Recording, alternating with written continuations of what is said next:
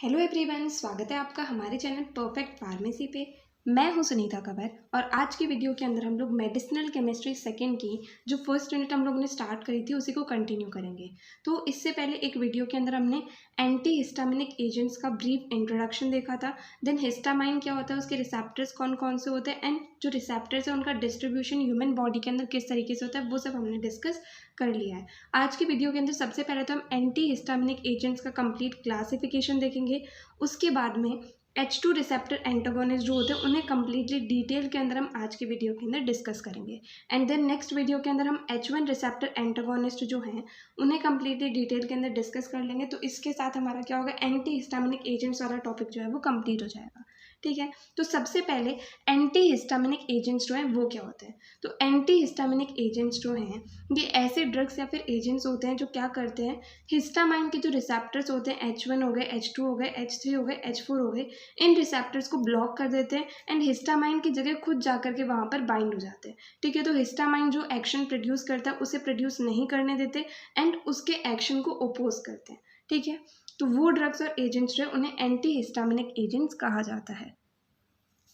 तो अब हम लोग देखते हैं कंप्लीट क्लासिफिकेशन जो है वो किस तरीके से होगा एंटी हिस्टामिनिक एजेंट्स का। तो मेडिसिनल केमिस्ट्री के अंदर क्लासिफिकेशन जो है वो सबसे ज़्यादा इंपॉर्टेंट रहते हैं। तो जितने भी टॉपिक्स हैं हमारे पास, जैसे कि एंटी हिस्टामिनिक एजेंट्स हो गया, एंटी न्यूप्लास्टिक एजेंट्स हो गया, ऐसे जितने भी टॉपिक्स हैं उन्हें लिख करके उनका क्लासिफिकेशन हमको सबको एक साथ जो है सबका क्लासिफिकेशन वो लिख लेना चाहिए, जिससे फिर हम लोग उनको अच्छे से याद कर सकें। अब कुछ लोग जो है वो क्लासिफिकेशन को ट्रिक्स के साथ याद करते हैं। तो ट्रिक्स के साथ अगर आपको याद करना हो तो आप सिंपली खुद की ट्रिक बनाएं या फिर आप गूगल पे सर्च कर सकते हैं ट्रिक्स अलग अलग क्लासिफिकेशन को लर्न करने की, क्योंकि क्लासिफिकेशन को लर्न करना बहुत ज़्यादा इंपॉर्टेंट है। अगर डायरेक्टली आपको याद होते हैं तो वो सबसे बेस्ट है, क्योंकि डायरेक्टली याद हो गए तो ट्रिक्स वगैरह का कोई वो रहेगा नहीं। लेकिन क्या होता है, कुछ लोग को ट्रिक्स से याद होते हैं तो वो गूगल पे जाकर के ट्रिक्स जो है वो सर्च कर सकते हैं। ठीक है, तो एंटी हिस्टामिनिक एजेंट्स जो हैं मेनली तो ये H1 रिसेप्टर एंटागोनिस्ट होते हैं, बट जब हम क्लासिफिकेशन देखते हैं तो यहाँ पर हमारे पास 3 क्लासेस आती हैं।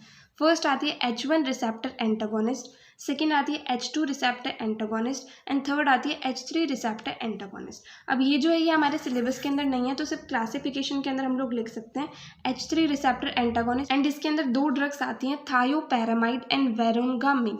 ठीक है, नाउ H1 रिसेप्टर एंटागोनिस्ट जो होते हैं ये भी 3 क्लासेस के अंदर फर्दर डिवाइडेड होते हैं। सबसे पहली क्लास आती है फर्स्ट जनरेशन, सेकेंड आती है सेकेंड जनरेशन एंड थर्ड आते हैं मास्ट सेल स्टेबिलाईजर। ठीक है, फर्स्ट जनरेशन के अंदर भी फर्दर 6 क्लासेस हमारे पास आती हैं। सबसे फर्स्ट इसके अंदर आता है अमीनो एल्काइल ईथर डेरिवेटिव, जिसके अंदर ड्रग्स आती है diphenhydramine hydrochloride, dimenhydrinate, doxylamine succinate, clemastine fumarate, diphenylpyraline hydrochloride. ठीक है, तो ये ड्रग्स जो हैं वो फर्स्ट क्लास के अंदर आती हैं। देन फर्स्ट जनरेशन के अंदर जो सेकेंड क्लास आती है वो आती है इथाइलिन डायमीन डेरिवेटिव। इसके अंदर जो ड्रग आएगी वो आएगी tripelennamine hydrochloride. Then third class इसके अंदर आएगी पाइपराजिन डेरिवेटिव, जिसके अंदर ड्रग्स है chlorcyclizine hydrochloride, meclizine hydrochloride and buclizine hydrochloride. ठीक है, next class is propylamine derivative. इसके अंदर जो ड्रग्स आएंगी वो है chlorpheniramine maleate, triprolidine hydrochloride and phenindamine tartrate. Then next class जो आएगी हमारे पास वो है फिनोथायाजिन डेरिवेटिव एंड इसके अंदर जो ड्रग्स आएगी वो है promethazine hydrochloride, trimeprazine tartrate and last जो इसके अंदर क्लास है 6th क्लास वो है डाइबेंजोसाइक्लोहेप्टीन्स, जिसके अंदर ड्रग्स जो आती है वो है साइप्रोहेप्टाडीन हाइड्रोक्लोराइड एंड एजाटिडीन मैलिएट। ठीक है, तो H1 रिसेप्टर एंटागोनिस्ट के अंदर 3 क्लासेस आती है, जिसके अंदर से फर्स्ट जनरेशन जो है उसके अंदर भी फर्दर 6 क्लासेस आती है, जिसके अंदर सारी की सारी ड्रग्स जो आती है वो हमने यहाँ पर देख ली। नाउ हम देखते हैं कि सेकेंड जनरेशन जो है उसके अंदर कौन कौन सी ड्रग्स आएंगी। सो H1 रिसेप्टर के अंदर सेकेंड जो क्लास है वो है सेकेंड जनरेशन। इसके अंदर जो ड्रग्स आती है वो है लोराटाडिन, सेट्रिजिन, लेवोसेट्रिजिन एंड एस्टिमिजोल। ठीक है, एंड इसके अंदर थर्ड क्लास है मास्ट सेल स्टेबिलाईजर। इसके अंदर जो ड्रग्स आती है वो आती है क्रोमोलिन सोडियम, एक ही ड्रग इसके अंदर आती है। ठीक है, नाउ जो H2 रिसेप्टर एंटागोनिस्ट होते हैं ये भी फर्दर 2 क्लासेस के अंदर क्लासिफाइड है, जिसके अंदर फर्स्ट क्लास आती है गैस्ट्रिक एसिड इनहिबिटर्स, जिसके अंदर ड्रग आती है सिमेटिडिन, फैमोटिडिन, रेनिटिडिन एंड निजाटिडिन। ठीक है, एंड इसके अंदर सेकेंड क्लास आती है गैस्ट्रिक प्रोटोन पंप इनहिबिटर, जिसके अंदर ड्रग आती है omeprazole, rabeprazole, lansoprazole and pantoprazole. ठीक है, ये था कंप्लीट एंटी हिस्टामिनिक एजेंट्स का क्लासिफिकेशन एंड ये जो चार्ट है वो आपको नोट्स के अंदर मिल जाएगा, वहाँ से आप इसे ईजिली लर्न कर सकते हैं। सो यहाँ पर क्लासिफिकेशन हम लोगों ने डिस्कस कर लिया। उसके बाद में जो H2 एंटागोनिस्ट है उनको हम आज के वीडियो के अंदर डिटेल के अंदर डिस्कस करेंगे। मतलब H2 एंटागोनिस्ट क्या हो गए, जो क्या करते हैं, हिस्टामाइन को H2 रिसेप्टर्स के ऊपर बाइंड नहीं होने देते एंड वहाँ पर जाकर के बाइंड हो जाते हैं, तो हिस्टामाइन का जो एक्शन होता है H2 रिसेप्टर्स के ऊपर उसे ब्लॉक कर देते हैं। अब H2 रिसेप्टर्स हम लोगों ने देखा था कि मेनली कहाँ पर प्रेजेंट होते हैं, गैस्ट्रो इंटेस्टाइनल ट्रैक्ट के जो पैराइटल सेल्स होते हैं वहाँ पर ये मेनली प्रेजेंट होते हैं। तो इसलिए H2 एंटागोनिस्ट जो है इनका मेन रोल होता है गैस्ट्रिक एसिड सिक्रेशन जो है उसे कम करने का। अब वो भी ये दो तरीके से करते हैं, एक तो आते हैं गैस्ट्रिक एसिड इनहिबिटर्स एंड दूसरे आते हैं गैस्ट्रिक प्रोटोन पंप इनहिबिटर्स। तो गैस्ट्रिक एसिड इनहिबिटर्स क्या करते हैं, ये डायरेक्टली H2 रिसेप्टर से जाकर के बाइंड हो जाते हैं एंड फिर क्या करते हैं, हिस्टामाइन को वहाँ पर बाइंड नहीं होने देते, तो उसकी वजह से अल्टीमेटली गैस्ट्रिक एसिड का सिक्रेशन जो है वो कम हो जाता है। मतलब जो गैस्ट्रिक एसिड का सिक्रेशन मेनली क्या होता है, HCl। तो HCl जो है उसका अमाउंट कम हो जाता है, जिसकी वजह से गैस्ट्रिक एसिड सिक्रेशन कम हो गया। तो मेनली H2 एंटागोनिस्ट जो है ये क्या काम करते हैं, ये गैस्ट्रिक अल्सर जो हो जाते हैं, मतलब पेट में जो छाले हो जाते हैं ज़्यादा एसिड की वजह से या फिर जो एसिडिटी होती है उसको ठीक करने में काम करते हैं। ठीक है, दूसरी तरफ गैस्ट्रिक प्रोटोन पंप इनहिबिटर्स ये भी गैस्ट्रिक एसिड सिक्रेशन को ही कम करते हैं, बट ये क्या करते हैं, प्रोटोन पंप जो होता है H+K+ का, मतलब हाइड्रोजन पोटेशियम का जो पंप होता है उसे ये रोक देते हैं, उसे ये ब्लॉक कर देते हैं, जिसकी वजह से क्या होता है कि गैस्ट्रिक एसिड सिक्रेशन जो है वो कम हो जाता है। ठीक है, तो सबसे पहले हम लोग H2 एंटागोनिस्ट जो है इसका स्ट्रक्चर एक्टिविटी रिलेशनशिप जो है वो देखेंगे। तो इसका जनरल स्ट्रक्चर नॉर्मली ये बताते हैं, जिसके अंदर क्या इमिडाजोल रिंग होती है, देन यहाँ पर R प्रेजेंट होता है 4th पोजीशन पर एंड 5th पोजीशन पर नाइट्रोजन चेन प्रेजेंट होती है। ठीक है, अब स्ट्रक्चर एक्टिविटी रिलेशनशिप हम किसी भी क्लास का लिख रहे हैं तो उसके अंदर मेनली हमें 5 पॉइंट्स लिखने जो है वो ज़रूरी है। तो यहाँ पर हम वही 5 पॉइंट्स जो है वो डिस्कस करेंगे। एंड स्ट्रक्चर एक्टिविटी रिलेशनशिप के अंदर सिंपली होता क्या है कि हमें एक जनरल स्ट्रक्चर दिया गया है। ठीक है, अब इसके अंदर किस पोजीशन पर क्या चीज़ें ज़रूरी हैं एक्टिविटी के लिए, किस पोजीशन पर क्या चीज़ ऐड करने से एक्टिविटी बढ़ती है एंड किस पोजीशन पर क्या चीज़ ऐड करने से एक्टिविटी घटती है। ठीक है, ये सारी चीज़ें जो है वो हम स्ट्रक्चर एक्टिविटी रिलेशनशिप के अंदर देखते हैं। तो चलिए सबसे पहले हम लोग यहाँ पर फर्स्ट पॉइंट देखते हैं, उसके अंदर क्या दिया हुआ है। सो यहाँ पर फर्स्ट पॉइंट ये कहता है कि जो इमिडाजोल स्ट्रक्चर है वो रिसेप्टर के ऊपर ड्रग बाइंड होकर के एक्शन प्रोड्यूस करे, उसके लिए इमिडाजोल स्ट्रक्चर जो है वो इम्पॉर्टेंट होता है रिसेप्टर एक्शन के लिए। ठीक है, अब इमिडाजोल स्ट्रक्चर जो है H2 एंटागोनिस्ट के अंदर वो दो फॉर्म्स के अंदर एग्जिस्ट करता है। फर्स्ट फॉर्म तो ये है जिसके अंदर क्या है, NH के साथ में ही R वाला ग्रुप जो है वो जुड़ा हुआ है, एंड सेकेंड फॉर्म वो है जिसके अंदर NH के साथ में R वाला ग्रुप नहीं, नाइट्रोजन चेन जो है वो प्रेजेंट है।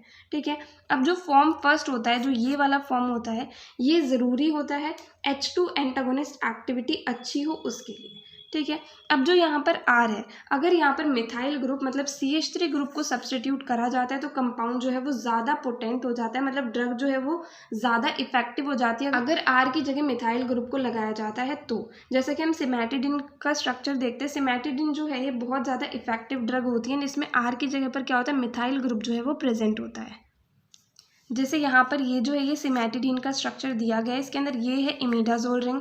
ठीक है, यहाँ पर R है, R की जगह पर मिथाइल ग्रुप प्रेजेंट है, यहाँ पर जो है वो नाइट्रोजन चेन प्रेजेंट है। ठीक है, तो अगर R की जगह पर मिथाइल ग्रुप प्रेजेंट होता है तो जो ड्रग है वो ज़्यादा इफेक्टिव होती है। एंड जनरल स्ट्रक्चर यहाँ पर आ गया, इमिडाजोल रिंग आ गई, यहाँ पर R आ गया एंड यहाँ पर जो है नाइट्रोजन चेन आ गई जिसके अंदर नाइट्रोजन प्रेजेंट है। ठीक है, नाउ नेक्स्ट पॉइंट जो है थर्ड पॉइंट, वो ये कहता है कि इमिडाजोल रिंग जो है ये सिर्फ और सिर्फ यही रिंग नहीं होती है H2 एंटागोनिस्ट के अंदर, इसके अंदर दूसरी हेट्रोसाइक्लिक रिंग्स भी हो सकती हैं, जैसे कि रैनिटिडिन के अंदर फ्यूरैन रिंग होती है, फैमोटिडिन के अंदर थायाजोल रिंग होती है। तो ये दूसरी रिंग्स जो हैं, दूसरी हेट्रोसाइक्लिक रिंग्स, ये भी H2 एंटागोनिस्टिक एक्टिविटी जो है वो परफॉर्म करती हैं एंड इनकी भी पोटेंसी जो है वो अच्छी होती है। तो मेरा इमिडाजोल रिंग होना ज़रूरी नहीं है, लेकिन अगर इमिडाजोल रिंग होगी तो क्या होगा कि वो रिसेप्टर सेलेक्टिविटी जो है, रिसेप्टर एक्शन जो है वो अच्छा होगा। ठीक है, जैसे यहाँ पर ये फैमोटिडिन ड्रग का स्ट्रक्चर है, तो इसके अंदर क्या है, थायाजोल रिंग प्रेजेंट है एंड यहाँ पर रैनिटिडिन ड्रग का स्ट्रक्चर दिया गया है, तो इसके अंदर क्या है, फ्यूरैन रिंग प्रेजेंट है। ठीक है, तो इस तरीके से ज़रूरी नहीं है कि इमिडाजोल रिंग ही प्रेजेंट हो, इसकी जगह थायाजोल रिंग या फिर फ्यूरैन रिंग जो है वो भी प्रेजेंट हो सकते हैं, उससे भी एक्टिविटी जो है वो ज़्यादा इफेक्ट नहीं होती है, दूसरी हेट्रोसाइक्लिक रिंग की वजह से भी एक्टिविटी जो है वो अच्छी ही होती है। नाउ जो फोर्थ पॉइंट है वो ये कहता है कि जो रिंग एंड टर्मिनल नाइट्रोजन है वो 4 कार्बन से सेपरेटेड होने चाहिए, ठीक है। एंड जो 4 एटम वाली साइड चेन है उसके अंदर सल्फर भी प्रेजेंट हो सकता है, एंड अगर सल्फर प्रेजेंट होएगा तो उससे पोटेंसी जो है वो अच्छी होती है। जैसे इस पॉइंट को हम सिमेटिडिन के स्ट्रक्चर से समझें तो क्या है, रिंग एंड नाइट्रोजन के बीच में 4 कार्बन होने चाहिए, एंड 4 कार्बन के जगह पर उसके अंदर एक सल्फर होगा, ठीक है। एक जो थायो ईथर लिंकेज प्रेजेंट होगी तो उसकी वजह से भी क्या होगा कि जो पोटेंसी है वो बढ़ती है, ठीक है। तो जनरली सभी ड्रग्स के स्ट्रक्चर के अंदर यहाँ पर ये 4 के अंदर से एक सल्फर है, मतलब CH2S CH2CH2N जो है वो प्रेजेंट होगा रिंग एंड नाइट्रोजन के बीच में, ये जो है वो सभी के अंदर प्रेजेंट होगा, एंड इससे क्या होगा कि पोटेंसी जो है ड्रग की वो इंक्रीज होगी। नाउ जो फिफ्थ पॉइंट है वो ये कहता है कि जो टर्मिनल नाइट्रोजन है वो पोलर होना चाहिए एंड नॉन बेसिक होना चाहिए। मतलब जैसे कि हमारा जो जनरल स्ट्रक्चर है इसके अंदर जो नाइट्रोजन चेन है इसके अंदर जो टर्मिनल नाइट्रोजन प्रेजेंट होगा, मतलब कॉर्नर पे जो नाइट्रोजन प्रेजेंट होगा वो एक तो पोलर होना चाहिए एंड साथ ही साथ नॉन बेसिक होना चाहिए। अगर ये दोनों प्रॉपर्टीज उसके अंदर होगी तो उसकी एक्टिविटी जो है वो अच्छी होगी, ठीक है। तो सिंपली हम लोगों ने यहाँ पर 5 पॉइंट्स डिस्कस करे। सबसे पहला पॉइंट ये कहता है कि इमिडाजोल स्ट्रक्चर जो है अगर वो होगा तो वो जो है वो ज़रूरी होगा रिसेप्टर एक्शन के लिए, उससे क्या होगा कि एक्टिविटी जो है वो अच्छी होगी। अब जो इमिडाजोल रिंग है वो भी 2 फॉर्म्स के अंदर एग्जिस्ट करती है, form first and form second. Form first के अंदर अगर रिंग होगी तो जो H2 एंटागोनिस्टिक एक्टिविटी है वो मैक्सिमम होगी, ठीक है। सेकेंड पॉइंट ये कहता है कि इसके अंदर जो R होता है इसकी जगह मिथाइल ग्रुप होगा तो कंपाउंड जो है वो ज़्यादा पोटेंट हो जाएगा। थर्ड पॉइंट ये कहता है इमिडाजोल रिंग जो है ये सिर्फ और सिर्फ यही रिंग नहीं है जिसकी वजह से H2 एंटागोनिस्टिक एक्टिविटी होती है। इसकी जगह दूसरी हेट्रोसाइक्लिक रिंग जैसे कि फ्यूरैन थायाजोल जो है वो भी प्रेजेंट हो सकती हैं, उससे भी एक्टिविटी जो है वो अच्छी होगी। फोर्थ पॉइंट ये कहता है कि रिंग एंड टर्मिनल नाइट्रोजन जो है उन दोनों के बीच में 4 कार्बन प्रेजेंट होने चाहिए, या फिर जो 4 कार्बन वाली चेन है उसमें से एक जो है वो सल्फर भी प्रेजेंट हो सकता है, उससे भी एक्टिविटी जो है वो अच्छी होती है। देन फिफ्थ पॉइंट ये कहता है कि जो टर्मिनल नाइट्रोजन होता है वो पोलर होना चाहिए एंड नॉन बेसिक होना चाहिए, ठीक है। तो ये था simply structure activity relationship H2 antagonist का। नाउ नेक्स्ट H2 एंटागोनिस्ट के अंदर जितनी भी ड्रग्स हमारे सिलेबस के अंदर दी गई है उनके स्ट्रक्चर एंड जिनके ऊपर स्टार लगा हुआ है उनके सिंथेसिस हम लोग यहाँ पर डिस्कस कर लेते हैं, ठीक है। तो अब H2 एंटागोनिस्ट के अंदर पहली क्लास जो आती है वो आती है गैस्ट्रिक एसिड इनहिबिटर्स। अब H2 रिसेप्टर प्रेजेंट कहाँ होते हैं, मेनली प्रेजेंट होते हैं पैराइटल सेल्स ऑफ GIT के अंदर। तो पैराइटल सेल्स क्या करते हैं, वो HCl का फॉर्मेशन करते हैं। तो इनका मेन काम क्या होता है कि जो HCl है उसके फॉर्मेशन को या उसके सिक्रेशन को कम करना, ठीक है। क्योंकि उसका सिक्रेशन बढ़ जाता है तो उसके बाद में क्या होता है कि अल्सर्स होने लग जाते हैं गैस्ट्रोइंटेस्टाइनल ट्रैक्ट के अंदर। तो इन ड्रग्स का काम, H2 एंटागोनिस्ट का काम यही है कि गैस्ट्रिक एसिड के सिक्रेशन को कम करना। अब जो गैस्ट्रिक एसिड इनहिबिटर्स होते हैं इनका मैकेनिज्म ऑफ एक्शन क्या होता है, ये क्या करती हैं, ये ड्रग्स जो है H2 रिसेप्टर से जाकर के बाइंड हो जाती हैं जो कि पैराइटल सेल्स ऑफ GIT के अंदर प्रेजेंट होते हैं। वहाँ पर हिस्टामाइन को बाइंड नहीं होने देती, खुद जाकर के बाइंड हो जाती है, जिसकी वजह से क्या होता है कि जो गैस्ट्रिक एसिड का सिक्रेशन होता है वो कम हो जाता है, ठीक है। एंड ये ड्रग्स जो है मेनली जो अल्सर्स होते हैं, गैस्ट्रिक अल्सर्स हो गए, ड्यूडेनल अल्सर्स हो गए, उनको ठीक करने में काम आती हैं, ठीक है। अब इसके अंदर पहली ड्रग जो आएगी हमारे पास वो आएगी सिमेटिडिन, एंड इसका जो सिंथेसिस है वो भी हम लोग को यहाँ पर डिस्कस करना है। तो सबसे पहले इसका सिंथेसिस होता किस तरीके से है, यहाँ पर CH3CO CHCl COO C2H5 2 chloro एसिटो acetic acid ether जो है वो जब 2 मॉलिक्यूल्स ऑफ फॉर्मेमाइड के साथ में रिएक्ट करता है तो उससे हमारे पास ये वाला स्ट्रक्चर जो है वो फॉर्म हो जाता है। तो यहाँ पर 2 NH जो हैं, एक तो NH आ गया एंड एक H यहाँ से हट गया, एक N आ गया, ठीक है। तो यहाँ से ये स्ट्रक्चर बन गया एंड रिंग जो है वो इसी से फॉर्म हो गई। अब उसके बाद में यहाँ से COO C2H5 जो है वो यहाँ आकर के बाइंड हो गया एंड CH3 जो है वो यहाँ आकर के बाइंड हो गया। तो इससे हमारे पास बन गया 4 कार्ब इथॉक्सी 5 मिथाइल इमिडाजोल, ठीक है। इस स्ट्रक्चर का हमारे पास यहाँ पर फॉर्मेशन हो गया। अब नेक्स्ट स्टेप के अंदर क्या होगा, इस स्ट्रक्चर का रिडक्शन होगा, ठीक है। इसका रिडक्शन होगा LiAlH4 की प्रेजेंस में। तो उससे क्या होगा, जो ये COO C2H5 है ये रिड्यूस होकर के CH2OH के अंदर कन्वर्ट हो जाएगा, ठीक है। अब नेक्स्ट स्टेप के अंदर हम लोग क्या करेंगे, इस स्ट्रक्चर के अंदर हम 2 मरकैप्टो इथाइल अमीन मतलब NH2CH2CH2SH की प्रेजेंस में हम लोग इसको रिएक्ट करवाएंगे तो उससे क्या होगा, हमारे पास एक और नया मॉलिक्यूल फॉर्म होगा जिसके अंदर क्या होगा, CH2OH की जगह OH तो यहाँ से हट जाएगा और उसकी जगह पर ये वाली चीज़ जो है वो हमारे पास जुड़ जाएगी SCH2CH2NH2। ठीक है, तो CH2S CH2CH2NH2 जो है वो यहाँ पर जुड़ गया। अब नेक्स्ट स्टेप के अंदर क्या होगा, हमारे पास एक मॉलिक्यूल यहाँ पर इसके अंदर ऐड होगा जो कि क्या है, SCH3C double bond NCN SCH3। ठीक है, अब ये भी यहाँ पर क्या होगा, NH जो है एक H को रिप्लेस करके ये वाला मॉलिक्यूल जो है वो यहाँ पर ऐड हो जाएगा। क्या आ जाएगा यहाँ पर, C डबल बॉन्ड NCN ये आ गया एंड यहाँ से SCH3 जो है वो यहाँ पर आ गया। तो यहाँ पर CH2S CH2CH2NH2 था पहले से, तो एक H हट करके यहाँ पर C double bond NCN SCH3 जो है वो जुड़ गया। ठीक है, लास्ट स्टेप के अंदर CH3NH2 की प्रेजेंस में क्या होगा, यहाँ पर लास्ट में जो SCH3 था उसकी जगह पर NHCH3 जो है वो यहाँ से जुड़ गया। ठीक है, फाइनली सिमेटिडीन का सिंथेसिस जो है वो हो गया। तो सिंपली अगर हम इसे ब्रीफ में देखें, सबसे पहले 2-क्लोरोएसिटोएसिटिक एसिड ईथर एंड फॉर्मेमाइड ये दोनों बाइंड हुए, उससे क्या साइक्लाइजेशन होकर के यहाँ पर रिंग का फॉर्मेशन हो गया। 2 N तो यहाँ से आ गए एंड COOC2H5 यहाँ से आ गया एंड CH3 यहाँ से आ गया। नेक्स्ट में इसका रिडक्शन हुआ तो COOC2H5 की जगह CH2OH आ गया। देन यहाँ पर हमने एक यहाँ पर इसको ऐड करा 2-मरकैप्टोइथाइल अमीन को, तो उससे क्या हुआ, OH यहाँ से हट गया, यहाँ पर SCH2CH2NH2 जुड़ गया। नेक्स्ट स्टेप के अंदर हम लोगों ने यहाँ पर इस मॉलिक्यूल को ऐड करा तो H को रिप्लेस करके यहाँ पर C double bond NCN SCH3 जुड़ गया। लास्ट स्टेप के अंदर CH3NH2 को हमने यहाँ पर ऐड करा तो उससे क्या हुआ, यहाँ पर NHCH3 ऐड हो गया यहाँ पर SCH3 की जगह। ठीक है, तो इस तरीके से जो है सिमेटिडीन का सिंथेसिस होता है। तो सिमेटिडीन का स्ट्रक्चर एंड सिंथेसिस हम लोग को अच्छे से आना चाहिए ना। इसके यूजेस क्या होंगे, इसे mainly gastric ulcers and duodenal ulcers जो होते हैं उसके ट्रीटमेंट के अंदर यूज़ करा जाता है। नाउ गैस्ट्रिक एसिड इनिबिटर्स के अंदर जो सेकेंड ड्रग हमारे सिलेबस के अंदर दी गई है वो है फैमोटिडीन। फैमोटिडीन के अंदर क्या है, थायाजोल रिंग प्रेजेंट है, यहाँ पर N double bond C NH2NH2 present है एंड यहाँ पर CH2SCCH2CH2 double bond NSO2NH2 and यहाँ पर NH2 ये प्रेजेंट है। ठीक है, तो इस तरीके से जो है फैमोटिडीन का स्ट्रक्चर होगा ना। हम लोग देखते हैं कि फैमोटिडीन जो है इसके यूजेस क्या होंगे, तो इसे भी mainly gastric ulcers and duodenal ulcers जो है उन्हें ट्रीट करने के लिए यूज़ किया जाता है। नाउ गैस्ट्रिक एसिड इनिबिटर्स के अंदर थर्ड ड्रग जो आएगी वो आएगी रैनिटिडेज। ठीक है, इसके अंदर क्या होता है, इसके अंदर जो हेट्रोसाइक्लिक रिंग प्रेजेंट होती है वो होती है फ्यूरैन। इसके साथ में यहाँ पर CH2NCH3CH3 जुड़ा हुआ है, यहाँ पर CH2SCH2CH2NHC double bond CHNO2 and NHCH3 present है। ठीक है, इस तरीके से जो रैनिटिडीन का स्ट्रक्चर होता है ना। इसके भी यूजेस वही होते हैं, इसे भी gastric ulcers and duodenal ulcers जो होते हैं उन्हें ठीक करने के लिए यूज़ किया जाता है। Now next class of drug जो आएगी H2 एंटागोनिस्ट के अंदर वो आएगी गैस्ट्रिक प्रोटोन पंप इनिबिटर्स। तो गैस्ट्रिक प्रोटोन पंप इनिबिटर्स क्या करते हैं, ये भी करते तो गैस्ट्रिक एसिड सिक्रेशन को रिड्यूस है, बट ये क्या करते हैं कि जो हाइड्रोजन पोटेशियम पंप होता है H+K+ एटीपेज पंप जो होता है उसको ये इनिबिट कर देते हैं, तो उसकी वजह से जो है गैस्ट्रिक एसिड सिक्रेशन जो है वो कम हो जाता है।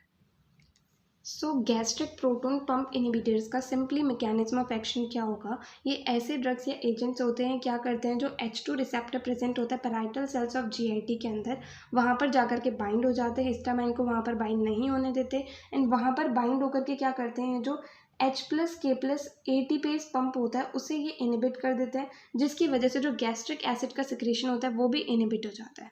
ठीक है, अब इसके अंदर हमें 4 ड्रग्स पढ़नी है। फर्स्ट ड्रग जो है वो आती है ओमिप्राजोल। सो इसका स्ट्रक्चर किस तरीके से होगा, यहाँ पर हमारे पास 6 मेंबर्ड रिंग है जिसके अंदर एक जो है वो नाइट्रोजन प्रेजेंट है, यहाँ पर CH3 है, OCH3 है, CH3 यहाँ पर CH2SO, यहाँ पर 5 मेंबर्ड रिंग है NH एंड यहाँ पर फिर से बेंजीन रिंग है एंड देन यहाँ पर OCH3। ठीक है, ये है कंप्लीट ओमिप्राजोल का स्ट्रक्चर। तो इसके यूजेस क्या होंगे, इसे पैप्टिक अल्सर को ठीक करने के लिए यूज़ करा जाता है। देन एक डिजीज़ होती है GERD गैस्ट्रोइसोफेजियल रिफ्लक्स डिजीज़, उसे ठीक करने के लिए यूज़ करा जाता है। देन एलिसन सिंड्रोम को ठीक करने के लिए यूज़ करा जाता है। तो इस तरीके से इन सारी चीज़ों को ठीक करने के लिए जो है ओमिप्राजोल ड्रग को यूज़ किया जाता है। नाउ सेकेंड ड्रग इसके अंदर आती है लैंसोप्राजोल। इसका स्ट्रक्चर किस तरीके से होगा, यहाँ पर बेंजीन रिंग है, यहाँ पर 5 मेंबर्ड इमिडाजोल रिंग है NHN, यहाँ पर SOCH2, यहाँ पर 6 मेंबर्ड रिंग है, यहाँ पर N, यहाँ पर CH3, यहाँ पर OCH2 CF3 जो है वो प्रेजेंट है। ठीक है, इस तरीके से ये जो है ये लैंसोप्राजोल का स्ट्रक्चर होता है। इसके यूजेस क्या होंगे? Non steroidal anti inflammatory drugs की वजह से जो गैस्ट्रिक अल्सर या फिर ड्यूडेनल अल्सर होते हैं, उन अल्सर्स को ठीक करने के लिए इन ड्रग्स को यूज़ करा जाता है। तो मतलब मेन वही है, जितनी भी हमारे पास H2 एंटागोनिस्ट आती है उन्हें gastric ulcer and duodenal ulcer को ठीक करने के लिए यूज़ करा जाता है। देन जो गैस्ट्रिक प्रोटॉन पंप इनहिबिटर्स है, इन ड्रग्स को एक डिजीज़ और आती है GERD, gastro oesophageal reflux disease, इसे ठीक करने के लिए भी यूज़ करा जाता है। ठीक है। थर्ड ड्रग हमारे पास आती है रेबिप्राजोल। रेबिप्राजोल का स्ट्रक्चर किस तरीके से होगा? इसके अंदर भी बेंजीन रिंग है, NH है, N है, इमिडाजोल रिंग है, SOCH2 है, यहाँ पर फिर से 6 मेंबर रिंग है, यहाँ पर N है, CH3 है, OCH2 CH2 CH2 OCH3। ठीक है। इस तरीके से ये जो है कंप्लीट रेबिप्राजोल का स्ट्रक्चर होगा। ना इसके क्या यूजेस होंगे? इसके भी यही मेन यूजेस होते हैं कि इसे gastric ulcer and duodenal ulcer को ठीक करने के लिए यूज़ करा जाता है एंड साथ ही साथ GERD डिजीज़ जो है उसे भी ठीक करने के लिए यूज़ करा जाता है। नाउ H2 एंटागोनिस्ट के अंदर लास्ट ड्रग जो हमें डिस्कस करनी है वो है पेंटोप्राजोल। इसका स्ट्रक्चर किस तरीके से होगा? यहाँ पर बेंजीन रिंग है जिसके साथ OCHF2 प्रेजेंट है, यहाँ पर इमिडाजोल रिंग है NHN, यहाँ पर SOCH2 एंड यहाँ पर 6 मेंबर रिंग है जिसके अंदर एक नाइट्रोजन एंड OCH3 प्रेजेंट है। ठीक है। इस तरीके से जो है पेंटोप्राजोल का स्ट्रक्चर होगा। इसके भी यूजेस वही है कि इसे गैस्ट्रिक अल्सर को ठीक करने के लिए यूज़ करा जाता है, ड्यूडेनल अल्सर को ठीक करने के लिए यूज़ करा जाता है एंड साथ ही साथ GERD जो है गैस्ट्रो इसोफेजियल रिफ्लक्स डिजीज़, उसे ठीक करने के लिए यूज़ किया जाता है। ठीक है। तो यहाँ पर हमें आज जितने भी टॉपिक डिस्कस करते हैं वो कंप्लीट होते हैं। अगर आपको इस वीडियो के अंदर कहीं भी कोई भी डाउट आए तो आप कमेंट सेक्शन में पूछ सकते हैं। इसके नोट्स जो हैं वो आपको जल्दी हमारी ऑफिशियल वेबसाइट perfectpharmacy.in पर मिल जाएंगे, आप वहाँ जा करके चेक कर सकते हैं। एंड कुछ टॉपिक से नोट्स जो हैं वो टेलीग्राम चैनल पर भी साथ साथ अपलोड कर देंगे, तो वहाँ पर भी आप लोग चेक कर सकते हैं। फाइनली कंप्लीट नोट्स जो हैं वो आपको वेबसाइट पर मिल जाएंगे। ठीक है। तो अगर आपको ये वीडियो हेल्पफुल लगी तो प्लीज़ आप इस वीडियो को लाइक करना, अपने फ्रेंड्स के साथ भी शेयर करना और चैनल को सब्सक्राइब करना। थैंक यू सो मच इस वीडियो को एंड तक देखने के लिए एंड चैनल को सपोर्ट करने के लिए।